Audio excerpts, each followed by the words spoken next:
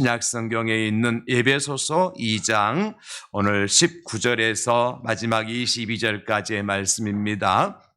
우리 하나님 말씀을 받으실 때에 좀 불편하시더라도 자리에서 잠시 일어나셔서 하나님의 말씀이니까 우리 경건한 마음으로 받아야 되지 않겠습니까? 몸이 불편하신 분들은, 다리가 편찮으신 분들은 앉아서 괜찮습니다. 앉아서 받으시고, 그렇지 않은 분은 다 자리에 일어나셔서 우리 하나님 말씀을 함께 귀한 마음을, 정성을 모아서 19절에서 22절까지 다 같이, 그러므로 이제부터 너희는 외인도 아니요 나그네도 아니요 오직 성도들과 동일한 시민이요 하나님의 권속이라. 너희는 사도들과 선지자들의 터 위에 세우심을 입은 자라. 그리스도 예수께서 친히 모퉁이 돌이 되셨느니라. 그의 안에서 건물마다 서로 연결하여 주 안에서 성전이 되어가고, 너희도 성령 안에서 하나님이 거하실 처소가 되기 위하여 그리스도 예수 안에서 함께 지어져 가느니라. 아멘. 자리에 앉으시겠습니다. 오늘 함께 읽은 본문 말씀을 중심으로 우리가 하나님의 권속입니다, 이런 제목으로 함께 말씀의 은혜를 나누려고 합니다. 우리 한번 제목을 함께 선포해 보실까요? 우리가 하나님의 권속입니다. 우리가 하나님의 권속입니다. 잘하셨습니다. 6.25 전쟁으로 남북이 38선으로 분단된 상황에서 귀국하셨던 이승만 대통령께서 10월 20일 연합군 환영대회의 시민들 앞에 처음 나선 자리에서 이렇게 이야기를 하셨습니다. 건국은 남북 통일 독립이어야 합니다. 그리고 38선을 없애기 위해서 뭉치면 살고 흩어지면 죽습니다. 아주 간곡한 떨리는 목소리로 국민들 앞에 방송을 통해서 이 목소리가 들려왔을 때, 뭉치면 살고 흩어지면 죽는다, 이 말을 듣고 대한민국 모든 백성들은 하나가 되었던 것을 알 수가 있습니다. 그런가 하면 우리가 잘 아는 명량해전을 앞두고 조선의 전황이, 전쟁의 그 환경이 몹시 어려워 있을 때에, 특별히 7천량 해전의 패배로 인해서 심각한 타격을 입었던 조선 수군이 수로를 통해서 진격을 거듭해오는 일본 수군을 막기에 불가능해 보였습니다. 바로 그때에 이런 위기 상황에서 충무공 이순신 장군이 강조하셨던 말씀이 뭐냐면, 뭉치면 살고 흩어지면 죽는다. 단생산사라. 단생산사라. 그 말씀을 역설하면서 수군들, 병사들을 단결시켰고, 세계 최초의 돌격용 철갑선, 뭐죠? 거북선으로 독창적인 기술로 만드는 그 전술을 통해서 모든 해전을 다 승리로 이끌었던 것입니다. 단생산사라. 뭉치면 살고 흩어지면 죽는다. 우리나라뿐만 아니라 저 미국의 건국의 아버지라고 불리우는 벤저민 프랭클린 대통령도 마찬가지였습니다. 1776년에 미국 독립선언서에 서명을 하면서 그분도 역시 뭉치면 살고 흩어지면 죽는다, 물론 우리말로 한 것이 아니라 영어로 그렇게 미국 국민들 앞에 선포를 함으로 말미암아 13개 주로 출발했던 미국의 연방 차원의 재산 제도를 확립하셨습니다. 그래 결국 지금은 세계 제1위의 초강대국으로 성장시킬 수 있었던 발판을 놓았던 분이 바로 벤저민 프랭클린이라고 하는 미국 건국의 아버지라 할 수 있겠죠. 단생산사, 이 네 그 사자성어는 정말 우리가 지금도 되새겨야 될 아주 중요한 말씀인 것 같아요. 그런데 몇 년 전 코로나19로 말미암아 어떻게 됐습니까? 안타깝게도 이 단생산사라는 말이 오히려 단사산생이라고 하는 말로 변질돼 버렸어요. 무슨 얘기죠? 뭉치면 살고 흩어지면 죽는다가 아니라 뭉치면 죽고 흩어지면 산다. 그래서 두 사람 이상 붙어 있지 못하도록 만들었잖아요. 그래서 흩어져야 산다. 모든 것이 그때 이후로 많이 변화가 됐어요. 코로나 이후로. 그런 의미에서 오늘 우리 대한민국은 한국 교회 역사상 가장 또 위대한 기록을 남길 위대한 예배를 앞에 두고 있습니다.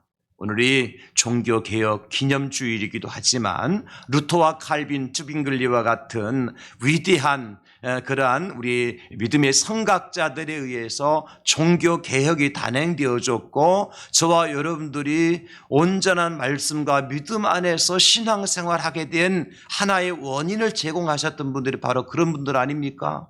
그래서 그분들이 위대한 종교 단행을 개혁해서 우리가 하나님 앞에 영과 진리로 예배하게 되었던 것처럼 오늘 또한 이 좋은 기억할 만한 날에 이 대한민국을 살리고 교회를 살리고 가정을 살려야 한다는 다급한 생각에 한국의 모든 교회들이 하나 되어져서 악법 저지를 위한 200만 예배와 기도회와 큰 찬양 집회를 서울에서 2시부터 가지려고 하는 것입니다.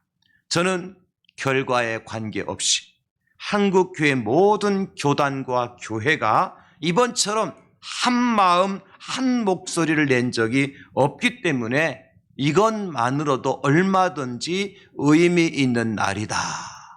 저희 교회에서도 오전 6시에 예배를 드리고 이제 모든 서울로 올라가는 분들이 기차를 통해서 비행기를 통해서 출발하여 올라가셨습니다. 오늘 예배와 그 기도회는 여러분 단순히 정치적인 행사가 아니라는 사실 아셔야 돼요. 우리는 어떤 정당에 소속해 있는 집단이 아닙니다. 어떤 계파에 따라서 움직이는 공동체도 절대로 아닙니다. 우리는 오직 예수 그리스도를 머리로 한 교회 공동체일 뿐입니다.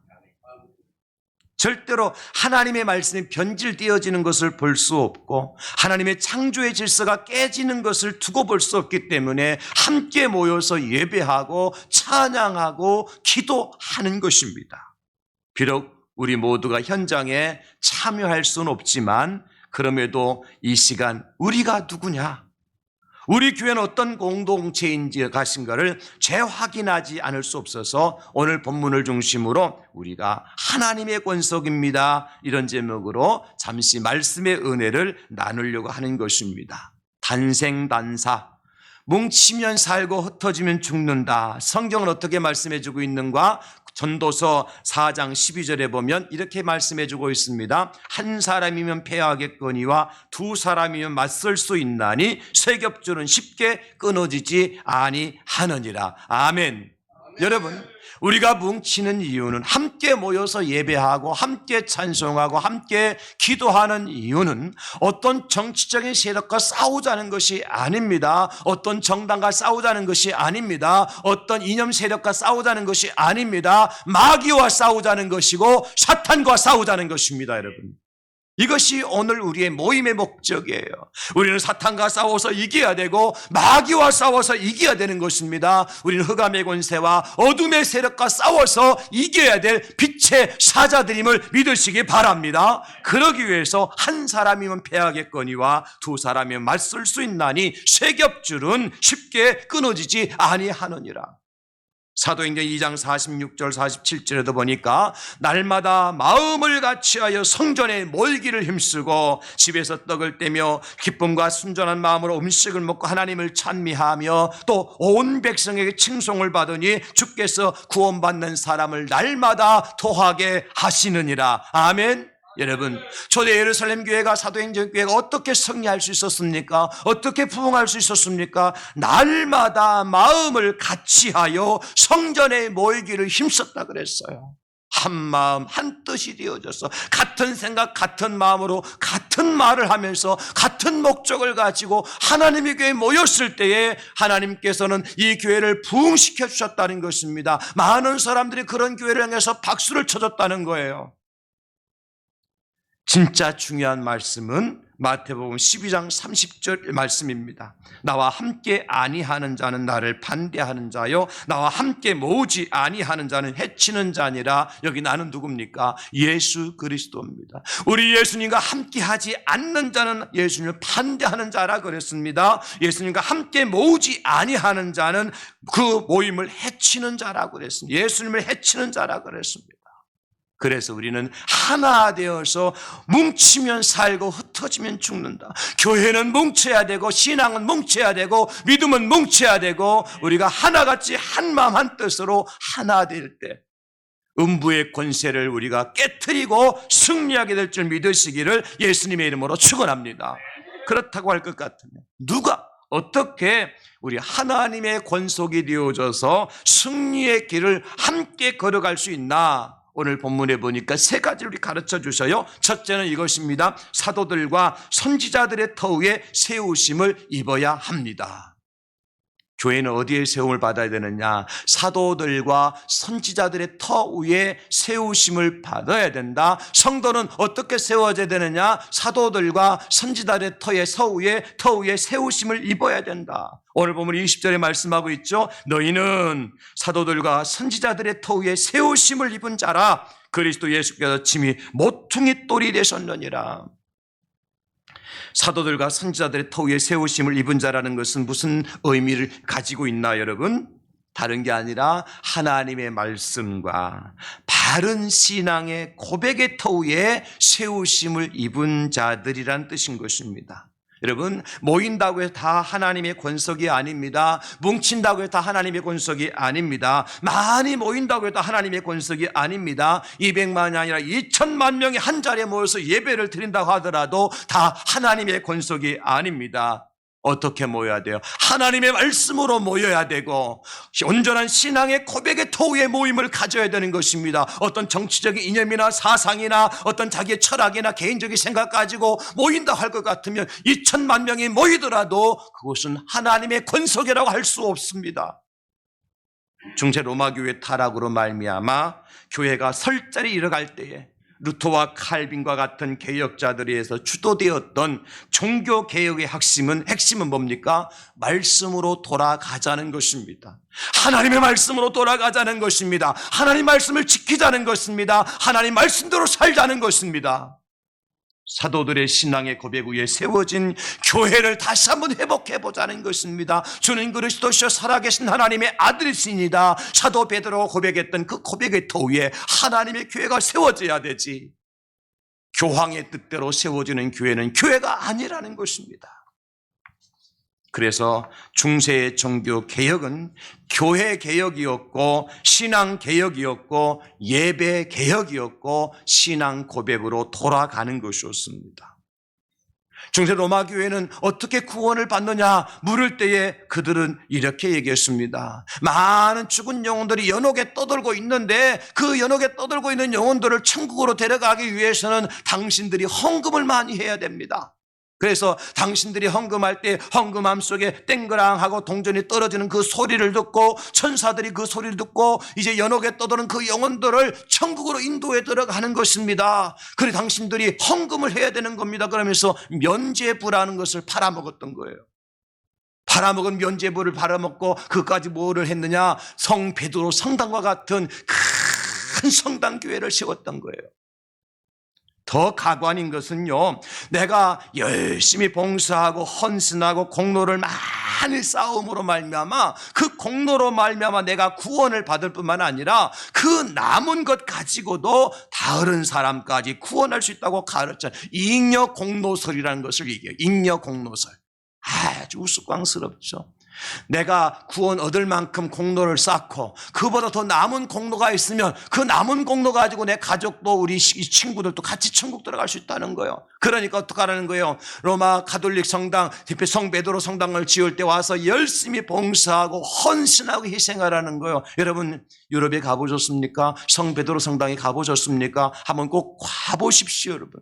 아니 가서 보지 못하면 사진으로도 보시고 영상으로도 한번 이제 예배 마치고 한번 보십시오. 그 성 베드로 성당이 어떻게 생겼는지, 그 당시에 지금 이 시대에 중장비가 동원되지 않았던 그 당시에 모든 것이 사람의 힘으로 다 그 건물을 지어야 되는데요. 저는 상상이 가지 않아요. 어떻게 그런 건물이 세워졌을까?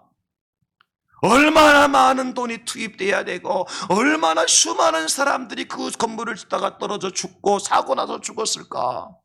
저는 그 성베드로 성당은요, 죽은 사람들의 피와 죽은 사람들의 뼈와 죽은 사람들의 살로 세워진 것이 성베드로 성당이라고 저는 생각을 해요. 갈 때마다 그런 생각을 해요. 사람들 와 멋지다, 어떻게 이렇게 좋은, 그런 생각하지만 저는 그렇게 생각하지 않아요. 여기는 많은 피가 흘렀겠구나, 여기는 많은 뼈조각이 있었겠구나, 여기는 많은 사람들의 생명이 죽어가며 얼마나 많은 영혼들이 죽었을까. 왜 그렇게 했죠? 그렇게 해야 내가 죽으면 우리 가족들이 내가 헌신하고 내가 봉사한 그 대가로 천국 간다는 거요. 로마 가톨릭 교회에서 그것을 가르쳤어요. 그러나 우리는 어떻습니까? 오직 예수 그리스도의 십자가의 공로로 구원받는다는 사실을 믿으시기 바랍니다. 성경이 말씀하고 있습니다. 오직 믿음으로 말미암아 너희는 살리라. 예수님을 믿음으로 말미암아, 예수 십자가의 공로로 말미암아 내가 구원받는 것이지, 내가 헌신한다고 내가 헌금을 한다고 구원받는 것이 아니라는 거예요. 이런 로마 가톨릭의 잘못된 가르침, 성경의 진리를 잘못된 가르친 것들을 다시 돌이키기 위해서 종교개혁이라는 것을 단행했던 사람들이 루터와 칼빈과 슈빙글리와 위클리프와 같은 위대한 우리의 종교의 선각자들 아닙니까? 사랑하는 성도 여러분, 그렇다면 지금 우리가 살아가는 이 시대는 어떻습니까? 얼마나 우리는 말씀대로 삽니까? 얼마나 말씀 붙들고 삽니까? 얼마나 말씀에 순종하며 삽니까? 교회가 얼마나 말씀대로 세워지고 있습니까? 하나님의 말씀대로 어떻게 교회가 순종하며 살아가고 있습니까? 말씀대에서 많이 떠나가 있고 변질되어 있어요. 그래서 지금이야말로 제2 종교개혁이 필요한 때라고 생각하지 않습니까, 여러분? 말씀이 아니라 세상의 이론이 맞다고 떠드는 세상이 되고 말았어요. 성경의 진리가 아니라 소수의 의견이라도 사람의 이론이 정당하다고 떼쓰는 세상이 되고 말았습니다. 그래서 이제는 가정조차도 한 남자와 한 여자가 만나서 아름다운 가정, 행복한 가정을 이루어야 된다고 성경은 말씀하고 있지만 이 성경의 가치관이 무너지고 말았어요. 남자끼리 여자끼리 부부라고 여기며 살아가기만 하면 그것을 가정이라고 인정해주는 헌법이 판단이 되고 말았습니다. 심지어 아버지가 남자가 되고 어머니가 여자라는 사실을 부인하는 세상이 되고 말았습니다. 그래서 어느 나라에서는 아버지, 어머니라고 부르지 말고 제1 부모님, 제2 부모님 그렇게 부르라고 이제 법으로 만들고 학교에서 가르치고 있는 겁니다. 우리 아이들이 집에 돌아와서 제1 부모님, 제2 부모님 해보십시오. 아니 그럴 날이 가까이 온다는 것입니다. 아버지를 아버지라 부르지 못하고 어머니를 어머니라 부르지 못하고 하나님을 하나님 아버지라 부르지 못하고 세상이 왜 이렇게 됐을까? 그래서 우리는 말씀으로 돌아가자는 것입니다. 성경으로 돌아가자는 거예요. 오직 우리 하나님만이 우리의 아버지가 되시고 예수님만이 우리의 구세주가 되시고 성령님이 우리의 능력이 되심을 고백하는 자리로 다시 돌아가자는 것입니다. 우리 한번 선포합시다. 하나님 아버지, 구세주 예수님, 능력의 성령님. 여러분, 하나님께서 말씀으로 가르쳐주신 진리가 바로 이것입니다. 그런 공동체가 바로 하나님의 권속이라는 거예요. 살아가는 성도 여러분, 교회는 어디에 기초해서 세워져야 합니까? 주는 그리스도시여 살아계신 하나님의 아들이라 고백했던 신앙의 고백의 토 위에 교회가 세워져야 됩니다. 누가 아무래도 이 교회는 머리는 예수 그리스도여야 돼요. 우리 대양제일교회 머리는 예수님이심을 믿으시기 바랍니다. 이 교회 머리가 목사가 아니요, 이 교회 머리가 돈 많은 사람이 아니요, 이 교회 머리가 개척한 사람이 아니라 오직 예수 그리스도만이 우리 대양제일교회 머리 되시며 주인 되심을 믿으시기를 예수님의 이름으로 축원합니다. 우리 교회의 주인은 예수님이시다. 돈 있는 몇 사람들이 모여서 헌신된 몇 사람들이 힘을 모아서 건물을 세우고 저 외국에서 박사학위를 받은 목사를 청빙해 와가지고 목회자로 세운 교회라고 해서 그것이 다 교회가 아니라는 것입니다. 철저하게 교회의 머리는 예수 그리스도시요 하나님의 말씀만을 유일무이한 진리임을 선포하고 그것을 믿고 그 말씀대로 살아가는 사람들의 공동체가 하나님의 권속이요 하나님의 교회요. 우리 대양제일교회는 여러분 오직 하나님의 말씀만을 생명의 양식으로 삼고 그 진리에 절대적으로 복종하는 공동체가 될 수 있기를 예수님의 이름으로 축복합니다. 그리고 그 모임과 공동체가 하나님의 권속이라는 거예요. 그래서 사도 바울은 당신의 서신서 머리에 늘 자신을 뭐라고 소개하느냐 하면 오직 예수 그리스도와 그를 죽은 자 가운데 살리신 하나님 아버지로 말미암아 사도된 자라고 고백하고 있어요. 나의 나 된 것은 오직 주님의 은혜로 된 것이죠. 바울이 똑똑해 사도가 된 것이 아니라 바울이 많이 배워 사도가 된 것이 아니라 바울이 힘이 있어 사도가 된 것이 아니라 오직 예수 그리스도와 그를 죽은 자가 살리신 하나님 아버지로 말미암아 사도된 나 바울은 그리스도 예수 안에 있는 신실한 자들에게 편지하노니 그리스도 예수 안에 있는 신실한 자들에게 편지하노니 여러분 누가 예수님 안에 있는 사람이고 누가 신실한 사람입니까? 오직 말씀, 오직 예수, 오직 거룩한 자만이 그리스도 예수 안에 있는 신실한 자들인 거예요. 신학교 나왔다고 신실한 자가 아니라 박사학위를 여러 개 받았다고 신실한 자가 아니라 오직 예수, 오직 말씀, 오직 교회. 여러분 그래서 오직 거룩한 자만이 신실한 자요 하나님의 말씀을 받을 만한 자격 있는 사람이다. 그렇습니다. 사도도 오직 예수 그리스도와 하나님 아버지로부터 세움을 받아야 되고 우리 성도님들도요 예수 그리스도 안에서 신실한 자가 되어 하나된 공동체 하나님 말씀을 자격 있는 자라는 사실을 깨달아야 돼요. 하나님 말씀과 사도들이 고백한 신앙의 고백 위에 세움받은 하나님의 권석, 저는 우리 대양제일교회가 그런 교회가 될 수 있기를 여러분 모두가 그런 성도님들이 될 수 있기를 예수님의 이름으로 축원합니다. 우리 교회 머리는 예수 그리스도시요 우리 교회 말씀으로 인도받는 하나님의 교회요. 그래서 예수님이 하나님 되심과 예수님이 그리스도 되심과 예수님이 구세주 되심을 고백하고 나가는 대양제일교회 공동체, 이 교회의 머리는 예수님이시다. 이 교회의 주인은 예수님이시다. 여러분 그 두 번째는 그래서요 하나님의 권속은 예수님 안에서 서로 연결되어야만 하는 것입니다. 예수님 안에서 선교 서로 연결되다 다 같이 시작. 예수님 안에서 서로 연결되어야 합니다. 너와 나는 당신과 나는 오직 예수님 안에서 연결되어야 돼요. 그래서 여러분 이 권속이라는 말은요 여러분이 김을 한 장, 두 장 세가지고 10장씩 묶기도 하고 100장씩 묶기도 하잖아요. 시장에 가서 팔 때. 그 요즘에는 종이로 묶어서 팔지만 옛날에 진짜 조선김은요 종이로 묶지 않고 뭘로 묶은 줄 아세요? 지푸라기로 묶었어요. 100장씩 10장씩. 그래서 한 권속이라 그러는 거예요. 묶음 단체, 묶음 안에 들어있는 걸 권속이라는 거예요. 우리가 무슨 말이든지 어떤 일이든지 예수님의 묶음 안에서 있어야 되고 예수님 안에서 시작하고 예수님의 이름으로 진행하고 예수님의 뜻 안에서 마무리되는 공동체가 하나님의 권속인 것입니다. 그래서 예수님의 사랑의 띠에서 벗어난 사람은 하나님의 권속이 아닌 거요. 예수님의 말씀의 띠에서 떨어져 나간 사람은 하나님의 권속이 아닌 겁니다. 예수님의 약속의 말씀을 버린 사람은 하나님의 권속이 아닌 겁니다. 목사의 직분을 받았다 할지라도 예수의 말씀을 떠난 사람은 예수의 사랑을 버린 사람은 예수님의 약속을 예수 약속 떨어져 나간 사람은 하나님의 권속이 아닌 거요. 고린도 교회처럼 말이죠. 바울의 이름으로 아볼로의 사상으로 게바의 신앙으로 아무리 많이 모여도 하나님의 권속이 될 수가 없는 것입니다. 나는 바울파, 나는 아볼로파, 나는 게바파, 심지어 나는 그리스도파. 교회 안에 무슨 파가 그렇게 많습니까 여러분? 오직 교회는 예수파밖에 없는 줄 믿으시기를 바랍니다. 우리는 그리스도파밖에 없는 줄 믿으시기 바랍니다. 우리는 경상도파도 아니요, 우리는 전라도파도 아니요, 우리는 보수파도 아니요, 우리는 진보파도 아니라 오직 예수파임을 믿으시기를 예수님의 이름으로 축원합니다. 교회에서 파 장사를 많이 하셔야 돼요. 예수파를 좀 많이 파세요. 교회는요 자기 취향이나 자기 색깔에 맞는 사람들끼리 모이는 것이 절대 아니에요. 그래서 교회의 혈관에는 누구의 피만 흘러야 돼요? 예수님의 피만 흘러야 돼요.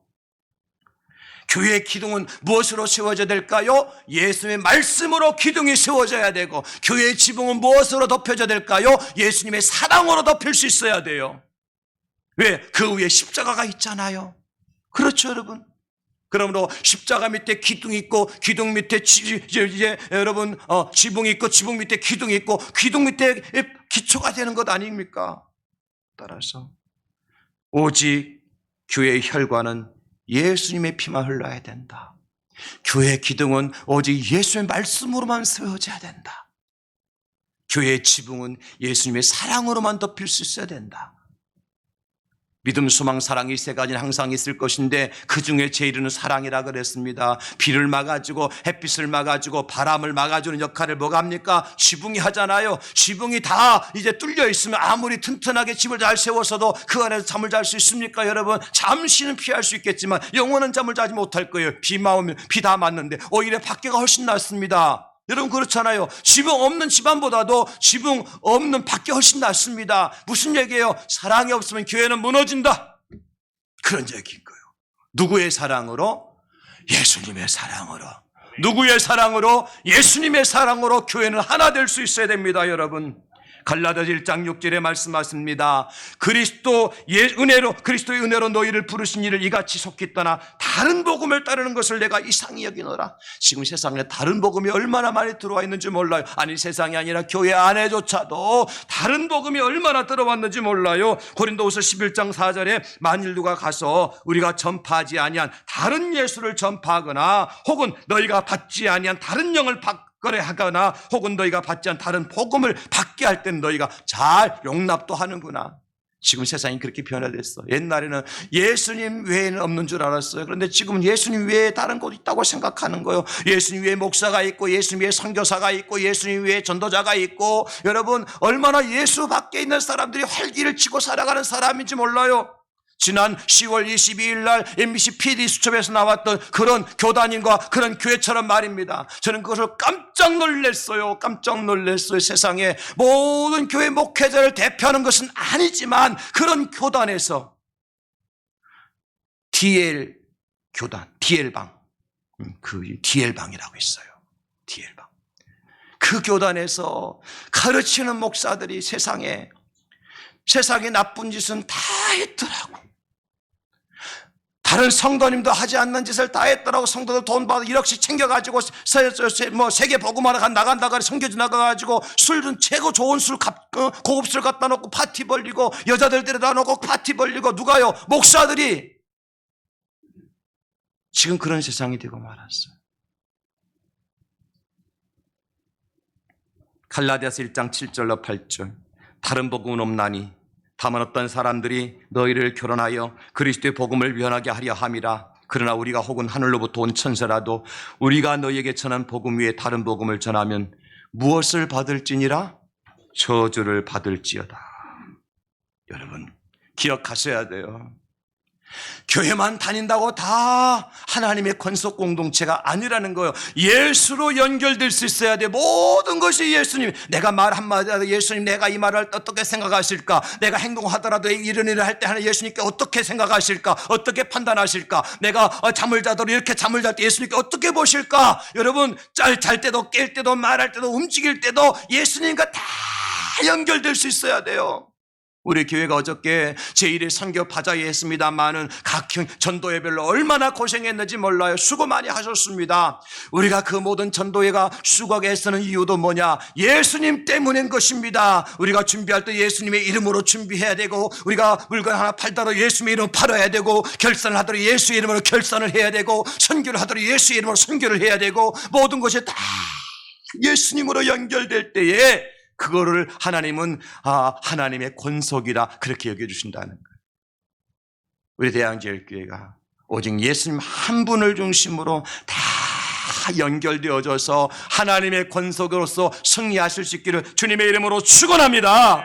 마지막 세 번째, 하나님이 거하실 처소가 되어야 합니다. 누가? 바로 저와 여러분들이 하나님이 거할 처소가 되어야 된다. 사랑하는 성도 여러분, 저는 이 말씀을 묵상하면서 얼마나 감동했는지 몰라요. 어떻게 내 속에 하나님께서 거하신단 말인가? 어떻게 내 안에 성령님께서 거하신단 말인가? 어떻게 더럽고 추한 내 안에 예수님께서 거하신단 말인가? 하나님께서 우리를 당신의 권속으로 부르신 목적이 뭐냐? 바로 우리 안에 거하기 위함이시다. 우리를 하나님께서 거하실 처소로 불러주셨다고 생각하니까 주님, 죄송한 것이 많고 하나님 앞에 미안한 것도 많고 속상한 것도 많고 얘기할 것도 많고, 어떻게 내 안에 성령님이 거하신단 말인가? 그런데 성경에 보니까 고린도전서 3장 16절에 보니까 너희는 너희가 하나님의 성전인 것과 하나님의 성령이 너희 안에 계시는 것을 알지 못하느냐? 하나님의 성령이 너희 안에 거하신데 어떻게 그런 말을 하니? 어떻게 그런 생각을 하니? 어떻게 그런 행동을 하니? 그 말씀 아니겠습니까, 여러분? 그렇죠? 하나님의 거룩한 성령이 내 안에 계시는데 내가 말을 함부로 할 수 있습니까? 내가 행동을 마음대로 할 수 있습니까? 그렇게 못한다는 거예요. 근데 중요한 것은 우리는 아직도 완성된 작품이 아니라는 것입니다.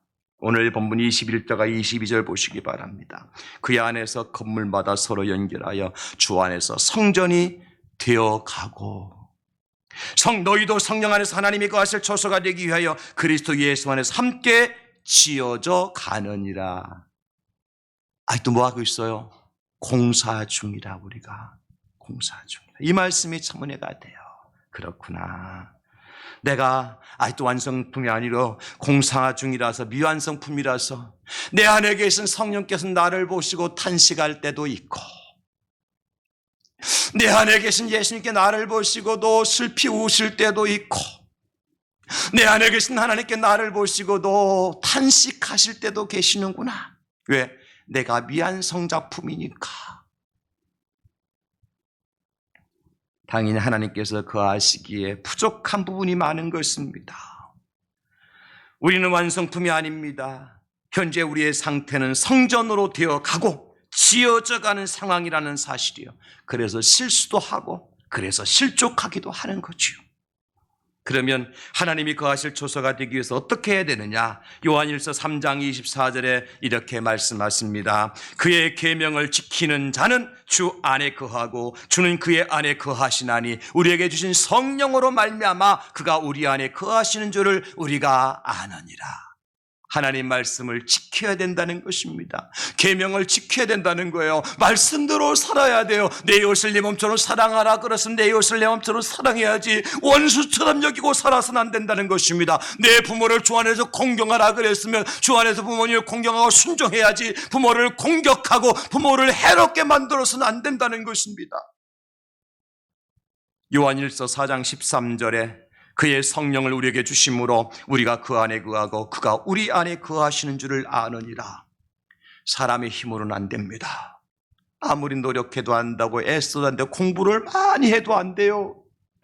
성령께서 우리 안에 거하시고 우리가 성령님의 인도하심을 받고 성령님의 지도하심을 받고 성령님의 가르쳐 주심을 받고 성령께서 인도하신 대로 따라가고 순종할 때 우리는 하나님의 권속이 될 수 있는 것입니다. 그럼 여러분 이렇게 우리 고백합시다. 성령님이시여 내 안에 계셔서 나를 다스려 주시옵소서. 성령님 내 안에 계셔서 나를 새롭게 만들어 주시옵소서. 여러분 우리가 두 가지 사실 꼭 기억하셔야 돼요. 하나님의 권속이 되기 위해서는, 하나님의 성령이 우리 안에 거하도록 하시기 위해서는 계명을 지키는 자가 되어야 돼요. 하나님 말씀대로 사는 자가 되어야 돼요. 주께서 말씀하시니 내가 듣겠나이다. 그 말씀이 때로 나로 하여금 불편하게 만들 때도 있을 겁니다. 회개하라고 하는 말씀이 반갑지만은 않아요. 달갑지만은 않아요. 그럼에도 불구하고 회개하라 하셨으면 하나님 앞에 철저하게 회개하는 것입니다. 충성하라고 하셨으면 여러분 충성하는 것이 결코 쉽지 않아요. 그럼에도 불구하고 죽도록 충성하라 그랬으면 생명 걸고 충성하는 것입니다. 하나님의 미랄이 되어 땅에 떨어져 썩어 죽을 때까지 말입니다. 말씀대로 살아야 돼요. 두 번째는 성령을 모시고 살아야 돼요. 내 육신의 힘대로, 내 고집대로, 내 생각대로, 내 철학대로, 내 학식대로, 내 지식대로, 내 경험대로 살려고 하지 마세요. 사람이 얼마나 부주의하고 얼마나 연약한 존재인지 알 수 없어요. 앞에서는 장 목사 보십시오. 죄를 짓고 살아갈 사람인가 아닌가 보십시오. 천사같이 생겼지 않습니까? 두 사람은 아니라고 지금 웃고 있는데, 그런데 여러분, 천사가 아니요, 인간 중에 인간이요, 죄인 중에 괴수요, 억만 죄악 가운데 죽었던 자요. 사도 바울의 고백처럼 도무지 하나님의 은혜를 받을 만한 자격과 구석이라고 하는 것은 하나도 없어요. 다만 하나님의 은혜로 나 같은 죄인을 살려주신 겁니다. 나 같은 죄인을 용서해 주신 것입니다. 나 같은 죄인을 구원해 주신 것입니다. 그리고 우리 어떻게 할 수 있어요? 성령께서 내 안에 계시니까 성령께서 가르쳐 주시는 거. 장 목사, 너같이 못난 인간도 하나님 너를 사랑하신단다. 너같이 아직도 불편한 인간 속에도 하나님 너와 함께 하시기를 원하신단다. 사랑하는 성도 여러분, 200만의 특별 예배가 성공을 거두느냐 거두지 못하느냐, 저는 두 가지에 달려있다고 분명히 확신합니다. 첫째는 하나님 말씀으로 돌아가느냐 아니냐인 것입니다. 말씀 들었습니다. 절대로 정치적인 이슈 가지고 모이면 실패합니다. 가지 말아야 됩니다. 모여서는 안 됩니다. 그거는. 다만 하나님의 말씀으로 돌아가자. 변질된 하나님 말씀을 회복하자. 두 번째는 성령의 역사를 실현하느냐 실현하지 못하는 것입니다. 육신의 생각 가지고 아무리 띠를 들이고 아무리 고함을 치고 대우를 해도요, 성령의 역사 아닌 것은 마귀의 역사인 것입니다. 여러분, 성령의 역사 아니면 마귀의 역사예요. 중간의 역사는 없습니다. 제가 그래서 오늘 6시 예배 때도 이것을 굉장히 강조했어요. 오늘 올라가시면 다 모여서 함께 예배드려 올라가셨거든요. 절대로 이것은 성령 역사를 실현하는 현장이 되어야 된다. 그렇지 않고 인간적인 방법으로 정치적인 목적으로 모인다고 할 것 같다면 차라리 모이지 않는 것이 낫다는 것입니다. 엄청난 비용이 들어갔습니다. 수백만의 그리스도인들이 열정이 모아져서 행하여지는 예배와 기도와 찬양의 시간이 될 것입니다. 중요한 것은 뭐냐? 마태복음 6장 33절 우리 다 같이 한번 읽겠습니다. 시작. 그런즉 너희는 먼저 그의 나라와 그의 의를 구하라. 그리하면 이 모든 것을 너에게 더하시리라. 아멘. 우리가 먼저 해야 될 것이 무엇입니까, 여러분? 주님의 나라와 주님의 의를 구하는 것입니다. 하나님의 말씀을 구하고 성령을 구하는 것입니다. 그럴 때 하나님께 이 모든 것을 너에게 더하여 주시리라. 우리는 하나님의 권속입니다. 오늘 집회에 참석하시는 분들도, 참석하지 못하고 하나님의 교회에 모여서 영상으로 예배하는 분들도 우리는 말씀 안에서 하나일 뿐입니다. 그러므로 서로 비난하고 원망하면 안 됩니다. 우리는 예수님의 사랑으로 하나된 공동체일 뿐입니다. 성령 안에서 하나된 그리스도의 권속일 뿐입니다. 우리 안에 예수의 피가 흐르고 있습니다. 우리 예수의 말씀으로 세워졌습니다. 예수의 사랑으로 온전히 덮인 공동체인 것입니다. 이런 온전한 모습으로 하나님의 권속이 되어져서 하나님 나라를 유업으로 이어받으시는 우리 성도님들 다 될 수 있기를 예수님의 이름으로 축원합니다. 축복합니다. 하나님 아버지 감사합니다.